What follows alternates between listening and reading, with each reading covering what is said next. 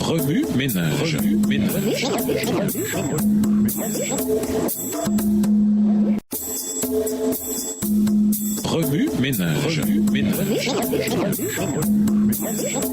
Bienvenue dans votre émission Remue ménage. Voilà la leçon de mercredi. Invité, un prêtre sans péché. Hébreux 7, verset 26 décrit les différentes caractéristiques de Jésus. Premièrement, Jésus était saint. Cela signifie que sa relation avec Dieu était sans tache. Hébreux 2, verset 18, Hébreux 4, verset 15, Hébreux 5, les versets 7 et 8. L'ancienne traduction grecque de l'Ancien Testament utilisait le même terme grec pour désigner ceux qui maintiennent leur relation d'alliance avec Dieu et avec les autres. Jésus était aussi sans tache. Bien qu'ayant été tenté en tout, il est resté pur, intouché par le mal. Hébreux 4, verset 15, Hébreux 2, le verset 18. La parfaite absence de péché de Jésus est importante pour son sacerdoce. L'ancienne alliance stipulait que les victimes sacrificielles devaient être sans défaut pour être acceptées de Dieu. Lévitique 1, les versets 3 et 10. L'obéissance parfaite de Jésus pendant sa vie terrestre lui a permis de s'offrir lui-même à Dieu en tant que sacrifice acceptable. Hébreux 9, le verset 14. Lorsqu'il est monté au ciel, Jésus a été séparé des pécheurs. Le temps du verbe grec suggère que pour lui, il s'agit d'un état présent qui a commencé à un moment précis dans le temps. Jésus a subi l'hostilité des pécheurs pendant sa vie terrestre, mais il a été victorieux et s'est assis ensuite à la droite de Dieu. Hébreux 12, versets 2 et 3. Jésus est également séparé des pécheurs, en ce qu'il était parfaitement sans péché. Hébreux 4, verset 15. Enfin, Jésus a été élevé au-dessus des cieux. Psaume 57, le verset 6 et 12. Psaume 108, le verset 6. Ceci veut dire qu'il a été exalté au-dessus de tout ce qui existe et qu'il est donc un avec Dieu. Dans Psaume, Dieu est celui qui est élevé plus haut que les cieux. Bien qu'étant pleinement humain, Jésus n'était pas un être humain pécheur comme nous le sommes. Hébreux 2, versets 14 à 16, Hébreux 4, verset 15. Le Seigneur est parfait, non pas simplement parce qu'il n'a jamais péché, mais parce qu'il n'a pas été corrompu par le péché comme nous le sommes. Et cependant, bien qu'étant pleinement humain, il est aussi notre exemple. Il nous montre comment courir la course de la vie. Hébreux 12 et versets 1 à 4. Il est l'exemple que nous devons suivre. 1 Pierre 2, les versets 21 à 23. Parce qu'il est saint, innocent, sans souillure, séparé des pécheurs. Hébreux 7, le verset 26. Il est notre sauveur et nous pouvons, nous aussi, refléter son caractère. Au revoir. Et à demain si Dieu veut.